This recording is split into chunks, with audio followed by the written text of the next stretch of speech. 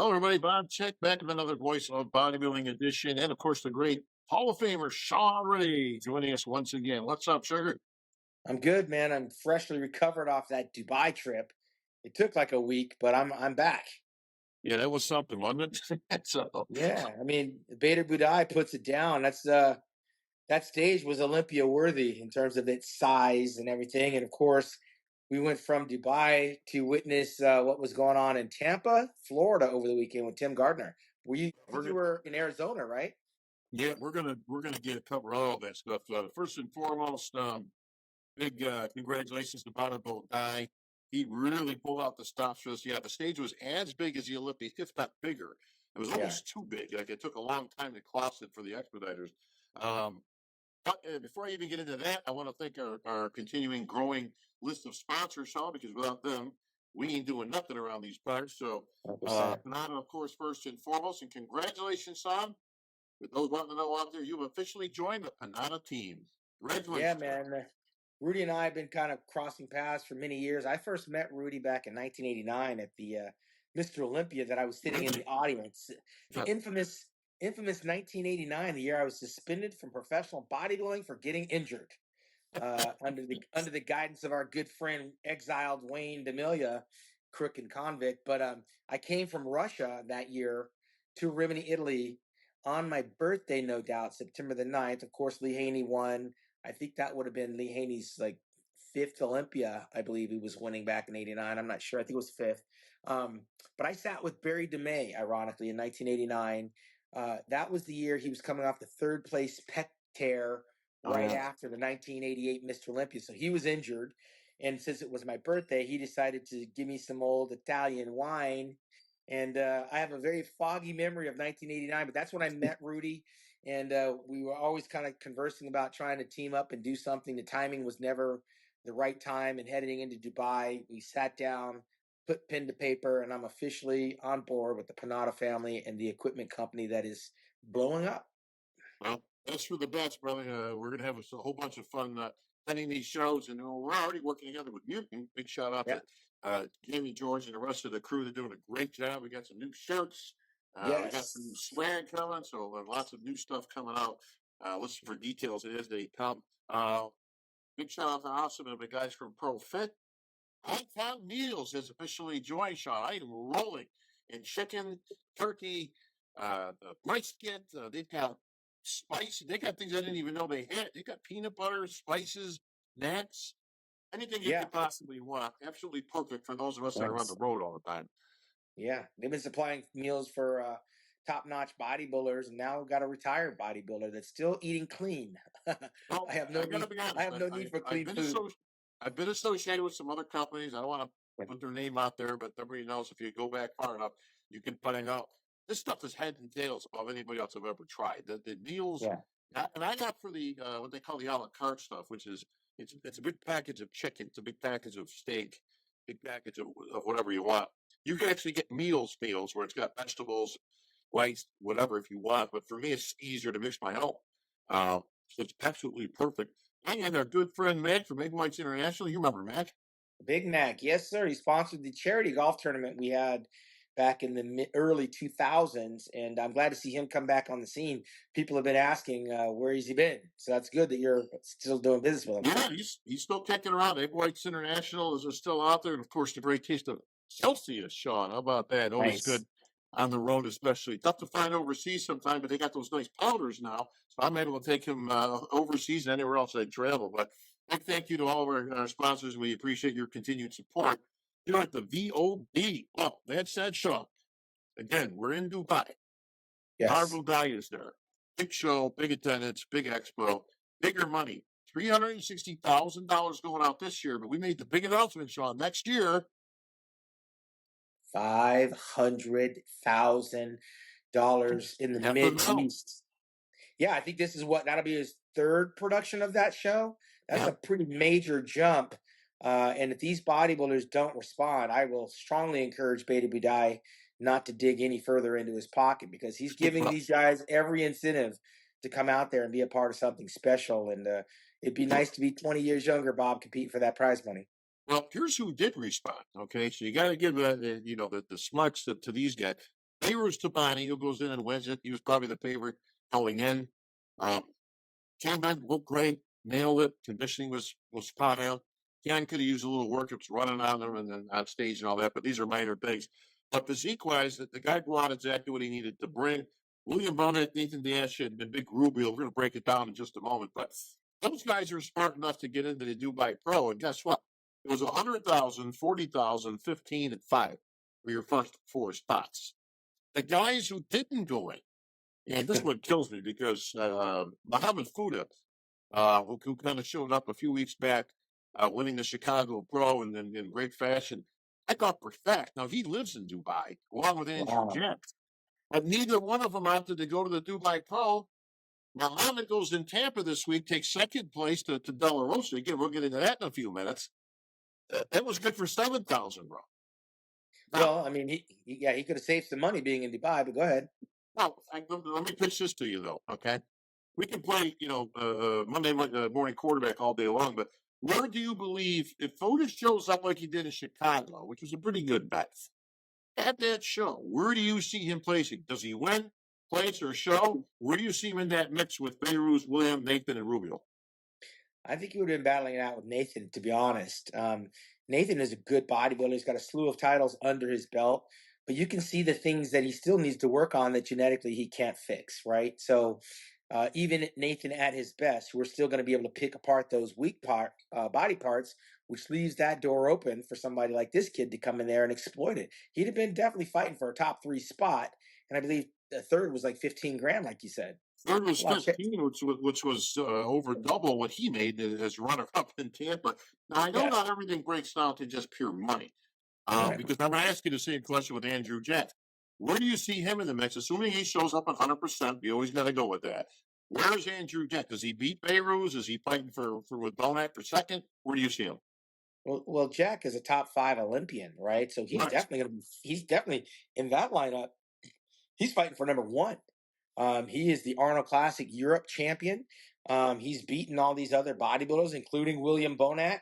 That would have been a no-brainer for me if I'm Andrew Jack. And there's absolutely nothing in Texas except for another additional payday. So if he's serious about doing the business of bodybuilding, he'd have made a good fight for that 100K over in Dubai and then go on to Texas and pick up that, what is that, an additional 20 grand? He could actually he could have done both of those shows. He could have went to Tampa and then gone on to Texas and put a little bit of pocket change in his. But I just don't know that these guys are very good with numbers. It's not a numbers game. I think it's a strategy game. And remember, I do not believe these bodybuilders are making independent decisions for themselves. Most of these guys have coaches directing them when and where they're going to make their appearances. And a lot of it has to do with the other athletes they have in these other shows. So it's a different game for me watching what these choices and decisions these bodybuilders are making, because at this stage of their life and the advantage of 20 years removed from the stage, it is a business more now than it ever has been. And these choices and contests that they do have got to be very calculated in the strategy. This is a bad play for Andrew Jack. Andrew Jack should win Texas before he even gets there. Dubai in his home place where he actually lives, that would have been a nice feather in his cap, and he would have got rewarded handsomely and hold Beirut off. If he holds Beirut off, we're not talking about Beirut, but now we are. All this what-if crap. Andrew Jack should have went there, battled it out, and gone on to Texas and got that Texas title as well. I don't know if trainers are business people per se, but from what I've seen, I got to be honest with you, I'm not impressed with some of the direction that I've seen some of these bodybuilders taking in their careers. And as we always call it, the business of bodybuilding, I'm seeing some strategic big holes coming across the board where it's like, what are you even thinking here? You're in contest shape. You're actually targeting this show, but you're going to bypass this show. And I got to give credit where it's due, because a couple of Americans were smart enough to shoot over there, all the way to the Middle East. Most notably, Breon Ansley, former Olympia champ. Well, guess what? All you do is put $60,000 in his pocket, new title, and a little bit more gas in the tank for his challenge to the Olympic, trying to get that title back. And Aaron Banks, another former Olympia champ, he put $40,000 in his pocket. Angel Calderon, well, not from America, doesn't have to be. He's from Spain. He won the 212 and $20,000 in his pocket. So these guys, I think, were smart. I think they were cunning in their logical pick of what shows to hit. And listen, there's nothing to stop them from competing more. But if you can't compete more than once or twice on the route to the Olympia. I think you got to redo your strategy. Well, again, I can only compare what's happening to my era. I was one of those guys that didn't compete very often. Strategically, I was making a lot of appearances following the Mr. Olympia contest, but again, it was a different time, a different era, fewer athletes. If you qualified by making the top five of the Olympia, you didn't have to do these other shows. If you're on the paper chase like Flex Wheeler was and Chris Cormier was and Vince Taylor, these are shows that these guys, it's not even a no-brainer. They're jumping in shows based on the prize money. They weren't Well, looking at the athletes in the show. They were looking at what the show was paying out, and that's why Flex has over 20 wins and Vince sure. Taylor has over 20 wins. Cormier, these guys are highly decorated bodybuilders because they weren't necessarily relying solely upon the money that they were touring to pick up. They were relying on the prize money they were making. Well, the difference in eras is huge, and I want to point that out because what you're saying has a lot of merit. You opted to not compete in other shows, and you competed in a few, but not many outside of the Olympia.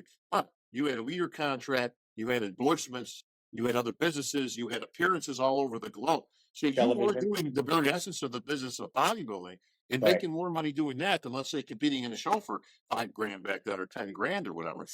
It's different these days, Shawn, because we don't have magazines, you don't have many endorsements, you don't have many other ways. Yes, you got social media. That's not automatic ticket to be making money. That just means you got a lot of people watching your stuff. If you can get everyone to give you a donation, maybe you got something. But most of them, funds is not money. So um, I just want to point that stark difference out between then and now. It's two different worlds. Well, it's important to know that wisdom comes with age, and hindsight's 2020. When you're listening to guys that are 20 years removed from the stage, and you're actually competing, it's important to listen because we know what can happen 20 years after bodybuilding is over. Not everybody can continue down this path, but there's life, there's family, there's bills, there's other things that you want to do with your time once that bodybuilding bug is gone and the physique is no longer generating revenue. These guys can help set themselves up to be in better positions that they are by making bad decisions when it comes down to their physique. So if I'm a professional bodybuilder today, yes, I want to go to the Olympia because that's my dream and that's what I want to do. But I'm looking at shows that are offering a nice reward for my effort. You're training just as hard for the Texas Pro. I'm not knocking the Texas Pro, but I believe their prize money might be 20 grand for first place. Yeah, You five train just hundred. as you train just as hard for that 20,000 as you would be doing for the 100,000 over in Dubai, and you live there. Eh, it'd have to take some miracle for me not to be on that stage in front of my hometown crowd. And let's Um, let's not get away from the fact that Bonneville has been very generous in the past in flying athletes over there, putting them up in hotels and stuff, and footing the bill. So it's not like, well, it's a lot of money and it costs a lot of. Listen, it costs money to go anywhere, but you got to give credit where it's due. Bonner has been very proactive when it comes to getting talent over there and building the show, and good for him for that. Now that said, before we get too far into the mix of stuff going on, I got to critique at least the top four because everyone's always asking, "But why did this guy place third? What did you think about that guy?" So let's start with number four. Zilla has made his long-awaited appearance, but not without controversy, Shawn. So Rubio Mascara takes the stage. He's as big as a house. He's Victor Richards 2.0. For those that don't know that, Google's your best friend. But not exactly on point, Shawn. Well, he got exactly what he deserved in that show. I didn't see him getting fifth, and I certainly didn't have him in third. I think the judges made a spot on decision with that for a number of reasons. It is about muscle, but there's a lot more involved. He definitely needs to work on his presentation, which is actually not scored, but it does get the attention of the judges, and you can win over the judge's eye by getting their attention on how you present your physique. He's a rookie. He's young. He's going to need a lot of work. I mean, Ronnie Coleman can do it because his physique made up for that, walking around dancing. Albert Beckles used to be able to get away with dancing on stage. Rubio's got to get up there, play to his strength. It's all about muscle. Berto Fox made a career out of hitting a bunch of most musculars because that was his number one shot. They wanted to see muscle. They don't want to see Berto Fox up on stage dancing. Rubio, Arnold's killing it, bro. yeah, but yeah, boom, boom. But Rubio has got to continue to refine. There's plenty of muscle there, very Victor Richard-esque. The skin is so thick, I don't ever think it will be thin. So you know what? Just go ahead and continue to play the size game. Be the freak that you are. Don't get caught up in winning and losing. Win over the fans. Then take that act on the road. Take that thing wherever you can, be a guest poser and show these people what's possible in terms of packing on the muscle. He's never going to, bridge the gap between the pecs. He's never going to have the thin skin like an Andreas Munzer. The quads are way overblown. But you know what? Our sport needs freaks. And some guys have made a very good living. Marcus Rule, who beat you in the New York Pro, this guy was a freak. He wasn't Thanks the for most pretty reminding me. bodybuilder. Yeah. Paul Dillette made a career out of being a freak. Frankenstein, Cannot, right? with that type of physique, he's got to get it out of his head. Yeah, everybody wants to win. But you know what?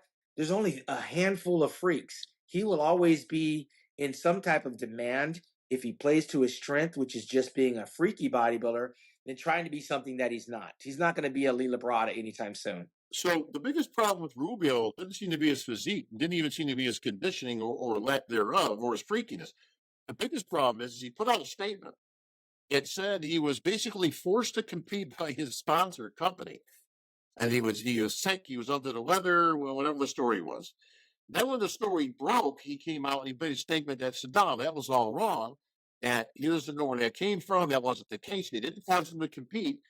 But We've then seen there's a this video before. of him before the show saying that he was forced to compete. So Yeah. I don't know if you heard anything different, Shawn, but what's the deal? I didn't hear anything different, but we've seen that before. Listen, bodybuilders mentally getting ready for a competition, sometimes they go off the rails. Again, like a year ago, Sergio Oliva Jr. was living in Dubai, training in Dubai, and chose to fly all the way to California the day before the show, only to get blasted off the show because he was holding water and he wasn't in shape and making unwise decisions. But a lot of bodybuilders get in their head going into a show.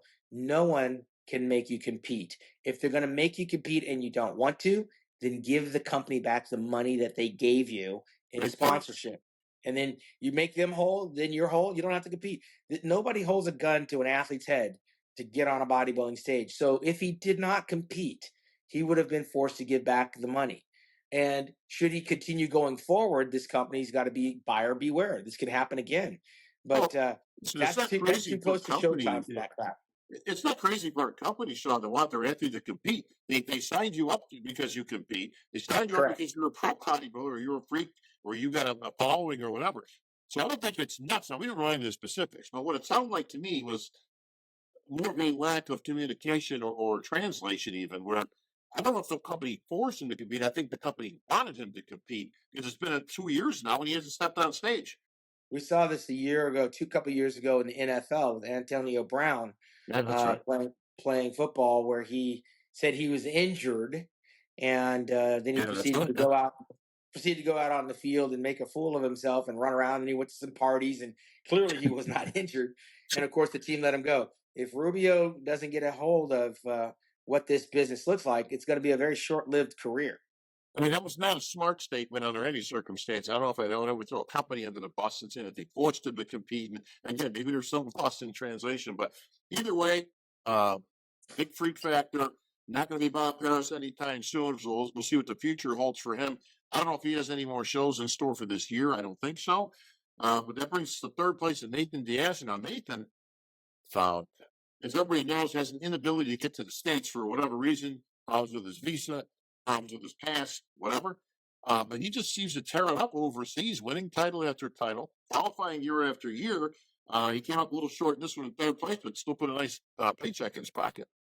Yeah, he's able to travel Europe and other countries. He's got some legal issues and run-ins with the law that prevent him coming into the United States, which is, they hold that stuff against you for a very long time. So getting to the Olympia for him is not some place that is going to happen for him.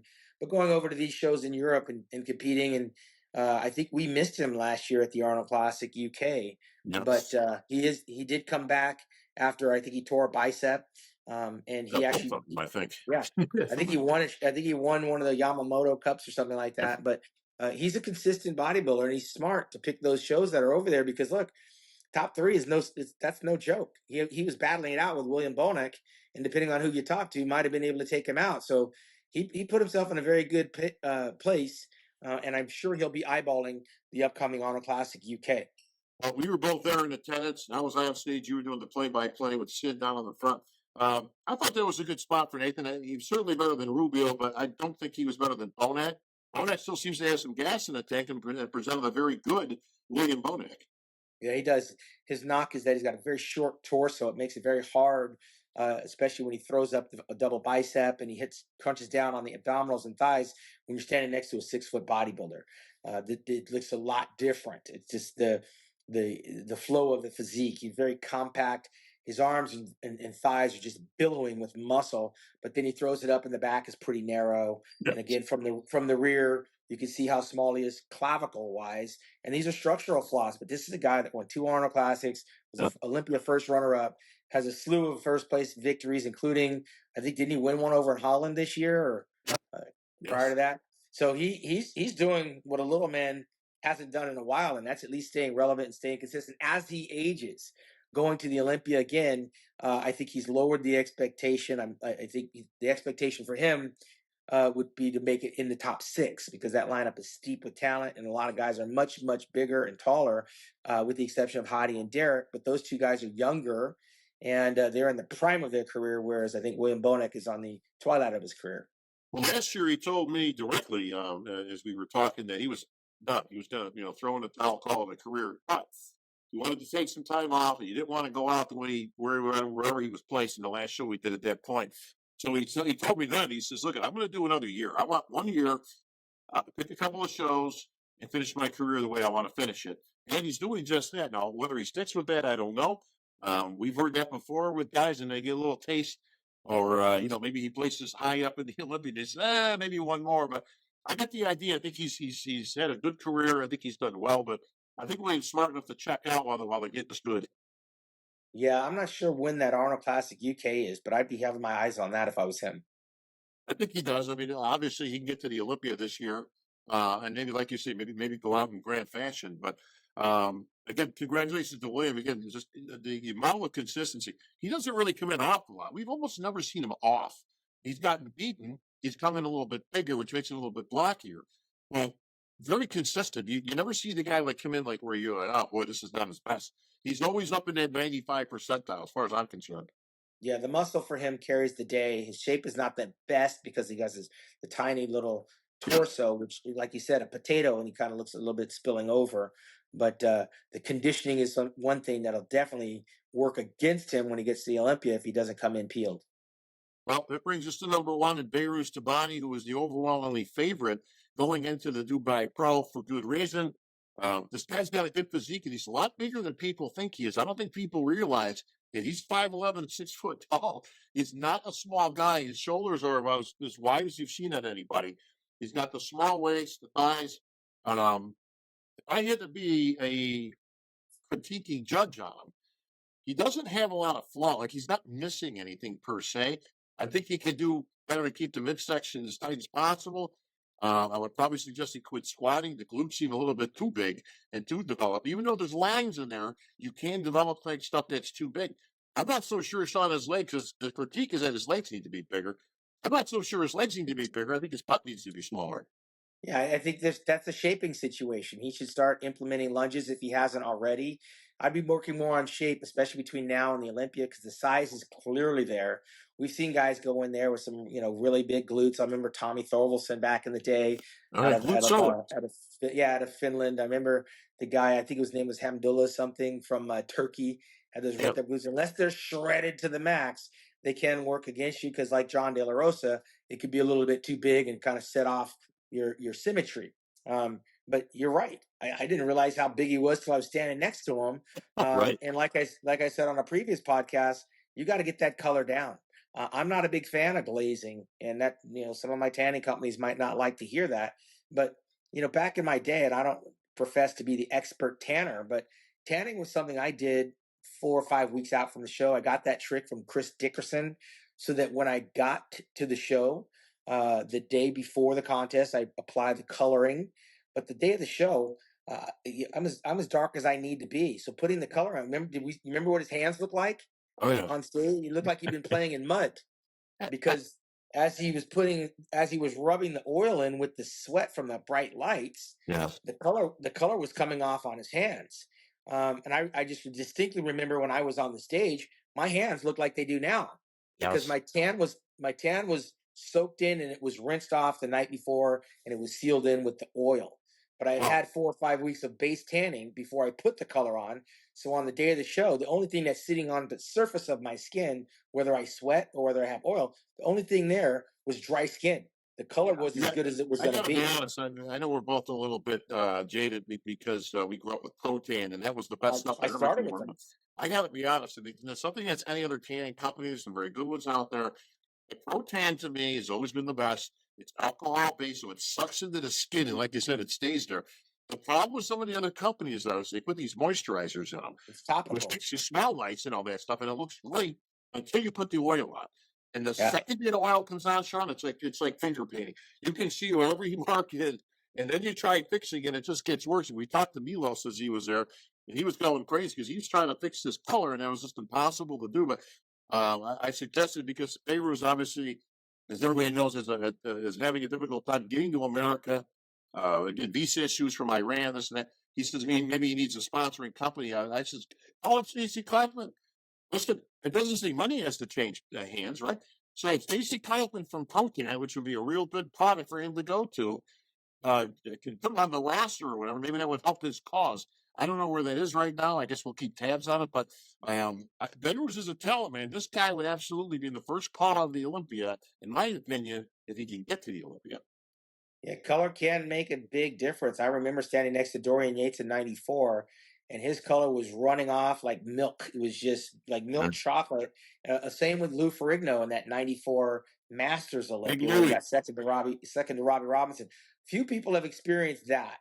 I never did. I met Stacey Kaufman in 1987. I learned how to apply it properly. I also learned how to take it off because it stays with you for a while. Where do you But have Beirut? Where do you have Beirut in a hypothetical Olympia? If he showed up looking just like that at this year's Olympia, where is he?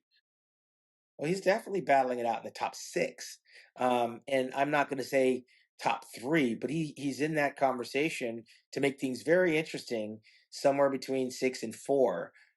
Because I think, on paper, our top four, we've got we've got Samson Duata, we got Derek, we got Hadi, and we got the other kid, Nick Walker. Yeah. Those are probably going to be our top four. Now you got 5 and 6. And in the past, we talked about a Hunter Labrada. We talked about Andrew Jack. This is a guy that could be in that conversation with those guys, including a William Bonac. Someone's going to be the odd man out in 7th place. And then you're going to get down into the other ones. He has the height. He has the muscle. He has the look coming all the way to America. That is a big X factor. Again, Sergio Oliva Jr. came to the California, and he was just a watered down version of himself. So I was suggesting that if this kid gets a visa, gets here early, he's out there in that desert sun of Las Vegas. Don't wait for the tanning colors to make you dark, getting that hot sun. Chris Dickerson preached to me right as a teenager, getting the sun. He used to drive, Bob, from Santa Monica to Palm Springs, and he'd go out there and stay 2 days. And he would tan both days so that the sun could dry and pull the water out. Because sometimes living at the ocean, you have this overcast. It could be cloudy. It looks like London, England, for the all summer, basically. It's that marine layer. I lived there for years, right there. Yeah, so he would drive out to Palm Springs in the desert and bake.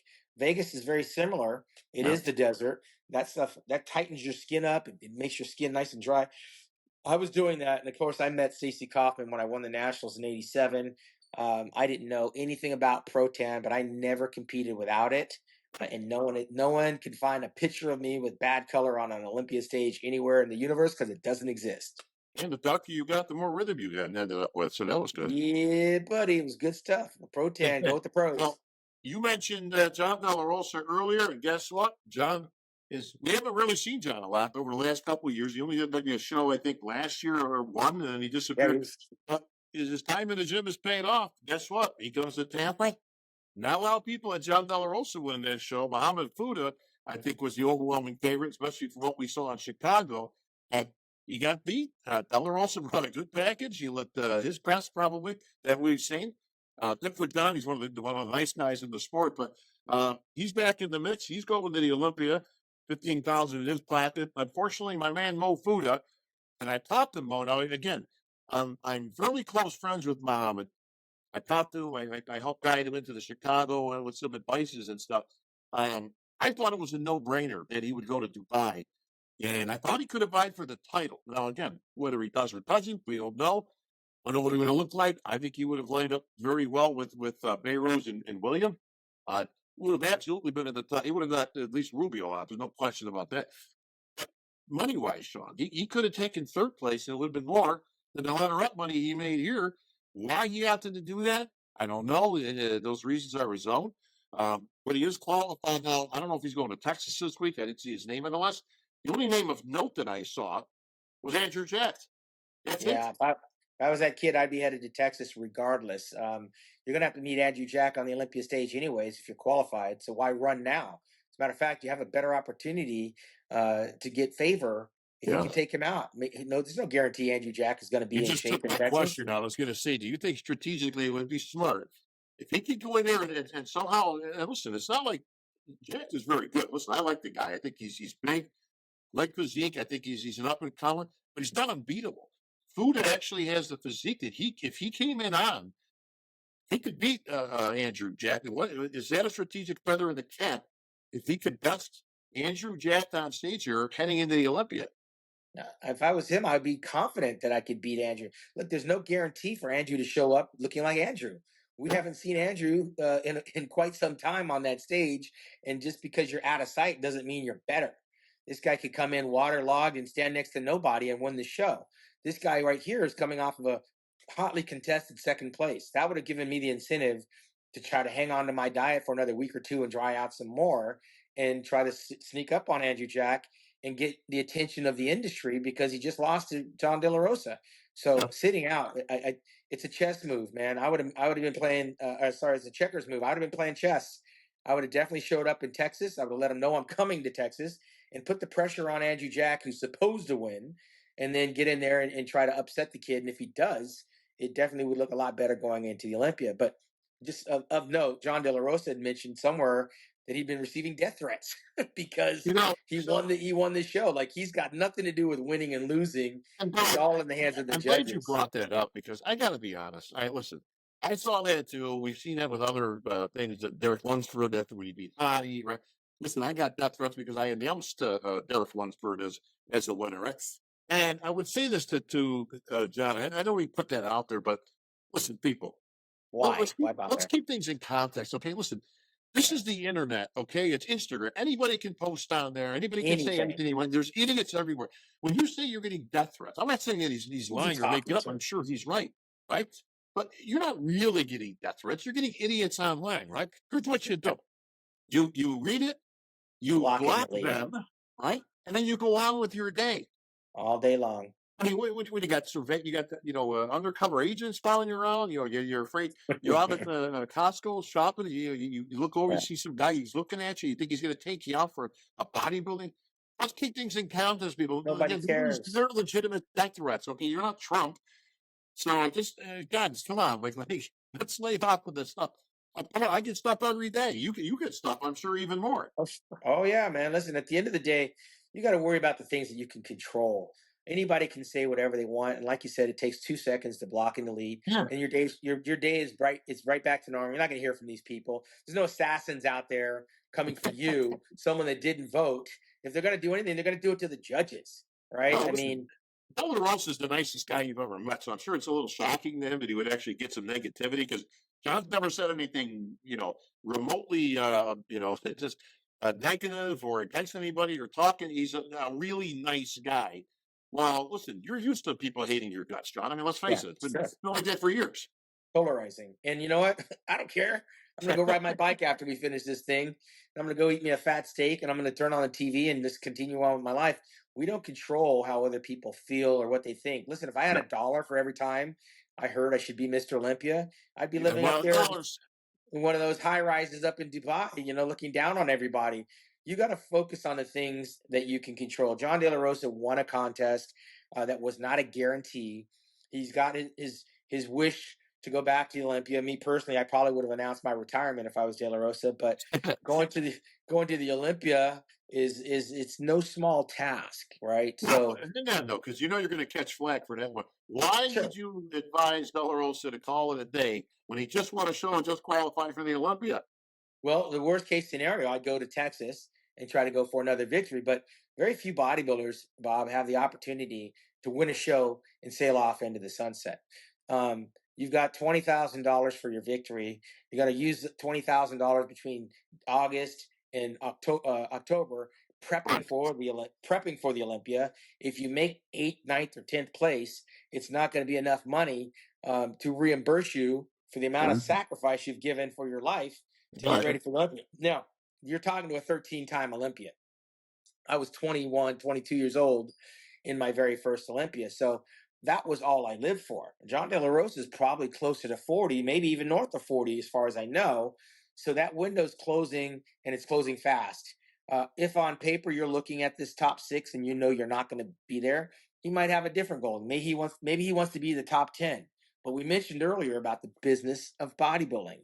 Is it sound business to go in a show where you're going to get 10th, 9th, not even, maybe you might wind up in 11th place? Or is it better to sit on that victory check and maybe go into lower the bar, lower the expectation? I'll go to Texas, and if I get 2nd place, I'm at least getting compensated. But if I get 11th place at the Olympia, it's pizza and beer. So I don't know that I want to, at that age, go to the Olympia for the Olympia experience. I'd rather be sitting out there at that expo signing autographs that said Tampa Bay Pro Champion and planning the next competition that I believe I can actually win, rather than thinking about a contest that I just want to be a part of. Now, that's not to take any shine off of his dream of experiencing the Olympia. I experienced it 13 times. But when you realize that you're not in the hunt and you're lowering the level of expectation, okay, I don't want to win, I want to be top 5. Okay, I may not make the top 5 because of the guys that are there, so I want to be in the top 10. Okay, well, maybe if I stay on my diet, I can get in the top 10. Well, if that's what you want to do, go, more power to you. But as you get older and you think of the sacrifice of time, health, and wealth, the dollars don't make sense. I personally would have taken that Tampa show, and I would be going to the Olympia to watch it, and maybe have considered Texas or San Antonio to try to get another paycheck. But going back to the Olympia at this stage of John's career, I'm sure the level of expectation cannot be that I'm going to be in the top 5. So now you're hoping to make the top 10. And if you're not in the top 10, where are you? You've wasted August, September, half of October, and that money you just made, that money's gone. Your point is from a pure business standpoint that he's basically letting it ride, or putting his chips in the center of the table. But if I'm catching you correctly, what you're saying is listen, getting ready for the Olympia costs money, right? It's all prep, it's all money. And time. You're investing in something that likely has a negative payoff or no payoff. Correct. So therefore, you took the money that you would have been in the positive, you're putting it into something that's not going to heal anything. You end up in the negative. By the time the Olympia is over and done, that victory in Tampa, no one's talking about it. That money you made from Tampa, it's partially gone, if not all the way gone. And then that Olympia experience that you thought was going to be fun, hoping to make the top 10, and you wind up in 11th place, becomes a sour place, because nobody wants to be out of the top 10. No, that top 10 is legit, and he has a very good chance of making the top 10. But if you're 10th or if you're 10th or you're 9th, are we talking about you? No, I mean, like you said, it rarely even makes the anybody's podcast. You're going to pretty much focus on the top 6, maybe even the top 10. Can you tell me right now? Well, you were at the microphone. Can you tell me who finished 9th place last year? I think Tony Burton was 8th or 9th, so that's about as close as I'm going to get. So let me tell you something. Illustrate your answer. If Tonio Burton is in Tampa, who wins? Oh, that's a good one. I tell you who's not going to be in there, who wasn't in Tampa. Adding to our MIA list, you mentioned Sergio earlier. I bumped into Sergio a few months back. He was having some issues. I don't know if he broke his ankle or he sprained his ankle or something. So that kind of took him out of his rhythm. And then he was moving. He wasn't in Spain training with Dorian, but then something got messed up with his visa. He was going to be moving back to the States. So I don't know if he got everything cleared up enough that I don't know if we're going to see him on stage, but it doesn't look like we're going to see Sergio. Carlos is still a complete MIA. Big promise, a lot of muscle, good kid. Haven't seen him on stage. And Hunter LeBron, in a reverse of what you just talked about earlier, is bypassing the Texas Pro, which is literally he could drive to the show in 20 minutes. he's going to Italy for some Italy Pro show. I mean, you can't make this stuff up. Is that a question? I guess my question to you would be, so you got guys in Dubai that bypass $100,000 to go on a show that's going to yield 15. Wow. You've got now a guy in the reverse that lives in Texas, bypassing the Texas to go to Italy to qualify. I'm not so sure. I mean, there's got to be a reason. Assuming that financially he doesn't really need the money, because I'm going to guess that the company does very well from what I know. He's integral in his father's company and in the Labrada brand. So let's just take money out of it, Shawn. Why would you bypass the show in his backyard if he's more likely to win than not? And he could have gone in Tampa, which he has won. Last year, I didn't actually believe he won that show. Why go all the way? Why go across seas where anything can happen? I'd go to Italy for vacation. You know how hard it is to travel on a diet and then stay on your diet and do all of that crap, then come back to the biggest show of your life? That's post-Olympia crap, right? Not pre-Olympia crap. Nobody on the planet is doing what Hunter Labrada is doing. I remember Reagan Grimes went all the way to Romania to get qualified. Look, whatever floats your boat. But if you're trying to win the Olympia, you want to leave the country before the Olympia. So what do we have? We have Texas Pro, San Antonio Pro. I'm sure there's got to be another one before the Olympia. There's not a lot left, bro. There's only a couple of shows left. And the Legion, I don't know if he even qualifies you for this year because it's only a couple of weeks before the O. So you could be handful of shows. But my question to you, bro, is you and I will be in Italy next month. What will we be doing? Eating pizza and beer, man. This kid right here, I'm not 100% sure. Drinking beer and training on Rudy Panada's equipment at his home gym. Well, listen, Lee Labrada is a great advisor, and I'm not 100% sure that Hunter wants to be under the thumbnail of his father. He's his own person, very much he's his own man. I mean, I've talked to him many times. But this situation right here, I probably would have had to consult my father. And I 100% guarantee you that Lee would have said, look, you don't want to leave the country to go qualify. You know what? We got a show. We actually have 2 shows in the state of Texas. We're going to do both of them, San Antonio and this one. And the entire family is going to be cheering you on. We're going to have everything that you need. You're not going to have to worry about, traveling and water retention and being in a hotel someplace. This to me is a recipe for not qualifying for the Olympia because he's got to be all in and it's sink or swim. He has to win. Yeah, I mean, he's got to qualify or he's out, and that would be a damn shame because he is that good. And I did see an update video of him the other day where he was guest posting. He didn't have a hat on, which threw me off a little bit because I'm used to the cat. I saw him with the hat. Hunter thing, but I saw him with the hat. I saw him guest posing with the hat on. That must have been a different show, but he didn't have a hat in this one. But he looked good though. Listen, he looks like he's ready. I don't know exactly when the Italy show is. Maybe I'm going to say a couple of weeks, but I don't know why you would bypass an opportunity in your backyard to put $20,000 in your pocket.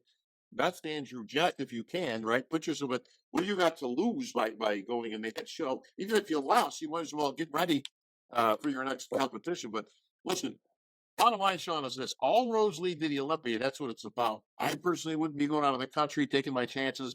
Food poisoning, other things happen overseas. Listen, there's no guarantee he wins. So I tell you what, if I'm William Bonac, right, or if I'm Nathan Diasha, that's a show that I probably would like to show up in, right? Well, so Diasha has won shows in Italy, so he's coming off a competition that he's playing already. And I would never. Nathan's one of those. He's a career buster. He is better than you think he is. He's a veteran. He'll go in there. He'll be in shape. Got a lot of muscle. So there's no guarantee on that. But the only guarantee is you don't want to miss out on Olympias. But speaking of the Olympia, Shawn, I've saved the best segment till last, my brother. Yes. This is a topic that will send shockwaves through the industry to get people's opinions. But as we were talking the other day, we always talk shop and business and the history of bodybuilding and all that.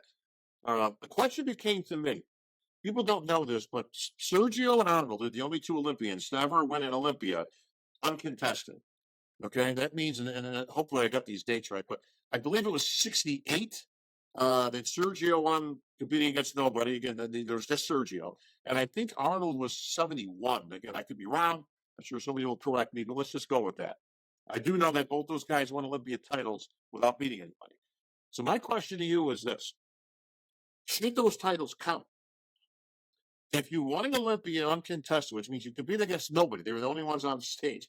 One, I think you can't go back and change it. The show should have just been canceled. I mean, there was nobody to compete against, but they went on and they were presented a check at the time, whatever it was, and the award.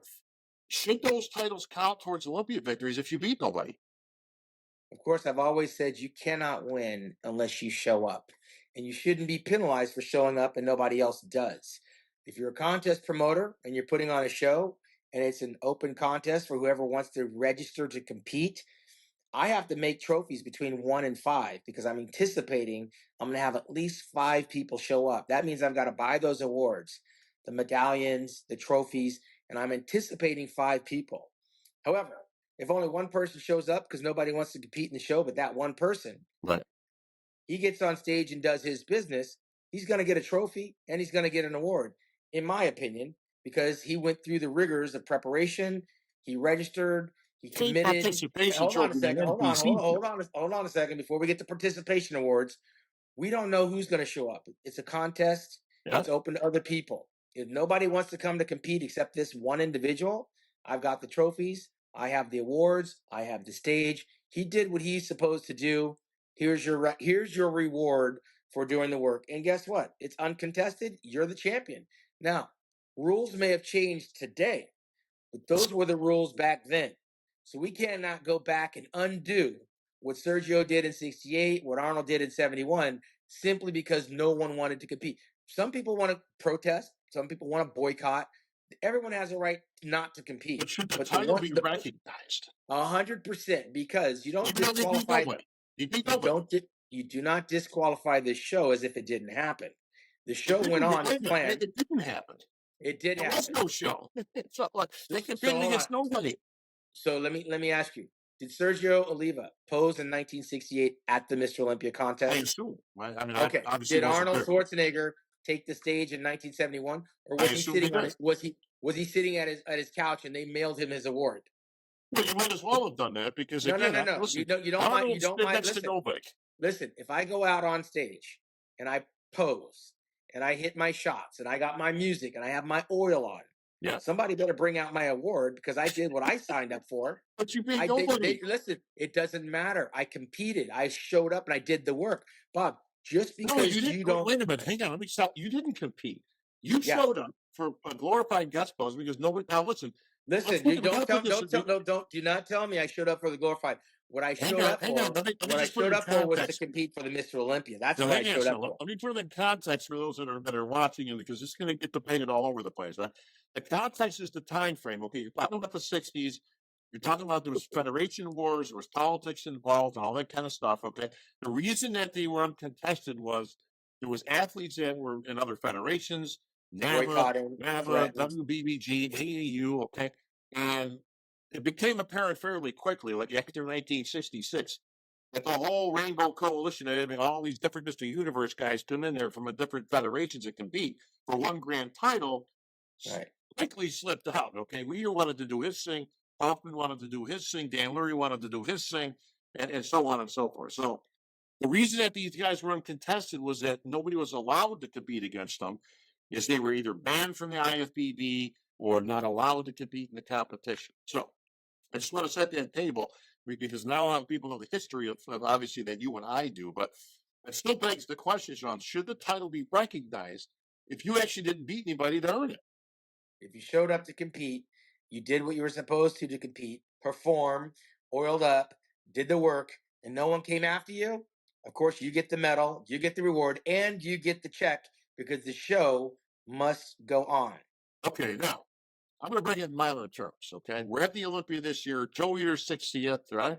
Resorts, we're at the Las Vegas Convention Center, thousands of people, crazy, right? The bus bringing the athletes over gets stuck in a ditch, okay? And nobody's able. One guy ends up making it, who would basically place tied for 16th because he's low. Give me a name. Give me a name. I don't know. Pick a name. No, you give me a name. I'm not giving you any name. I'm just gonna say some guy, Joe Blow, okay, who normally who's horrible, right? We don't even know how he qualified for the Olympia, but he did. He's the only guy that shows up, right? The bus carrying all the other athletes never makes it there. Does he get the Olympia title? If the show goes on and you hear Bob Ciccarello say, "Ladies and gentlemen, welcome to the Mr. Olympia," our first competitor, Joe Blow. Joe Blow comes out there, does his routine, and walks off the stage. Yeah. And by the way, no one else made it because the bus got stuck. So let's bring Joe Blow out and let's give him his award. Yeah, if the show goes on, the show goes on. You're Jake Wood, okay? So something you grew 2 feet and you're a white guy, okay? You're gonna give this guy $300,000 and the title of Mr. Olympia in the Sandow because he was the only guy that ended up making it there, even though his physique sucks. The guy couldn't have won the Mr. Las Vegas Boulevard, but he showed up. Yeah, because you're talking to lawyer Shawn Ray. What? I've signed an Olympia contract to compete. So I did my part. And guess what? If I don't compete, I can be threatened with a fine and a suspension. So if I do compete, you can't talk. You can't ask me a question and not allow me to answer it. I signed a contract. I've qualified. I won the Tampa Pro Show. I've signed a contract with the Olympia and Jake Wood, telling them that I will compete, that I will be there, I will be ready. Whatever happens, happens. However, if I choose not to compete, I'm threatened with a fine and a potential suspension because Jake Wood has to put on a show. So guess what? I show up, I compete, and I'm waiting for the other crew, and their plane didn't make it. Their bus didn't make it. Jake better have my check. I've been training all month. I got family. I got bills. I signed a contract. It is legal binding, and I'm the winner by default. That's it. End of story. By default, again, we're in a sport of comparison. You got compared to nobody. Listen, if nobody else shows up because their bus is stuck in the mud, of course. If Dorian Yates, when I was competing, if Dorian Yates slipped on a banana peel in the hotel and he doesn't take the stage in 1994, he's the only one that's not in the show, but he's the defending Mr. Olympia. If you were smart, I show up. Hold on a minute. His ass and into the kneecap, and maybe he would have won. Hang on a minute. He slips on a banana peel, and he doesn't show up to defend his title. I compete in the show, and I win the title. I won it by default because Dorian, on paper, should have won, but he slipped on the banana peel. There was other competitors. Hold on. Is Dorian Yates, as the defending champion and the incumbent, is he entitled to any compensation from the Olympia? He slipped on a banana peel. The banana peel is the bus stuck in the mud. The banana peel is the airplane that never took off the ground, but it's got Mr. Olympia on it, and he doesn't show up. I win.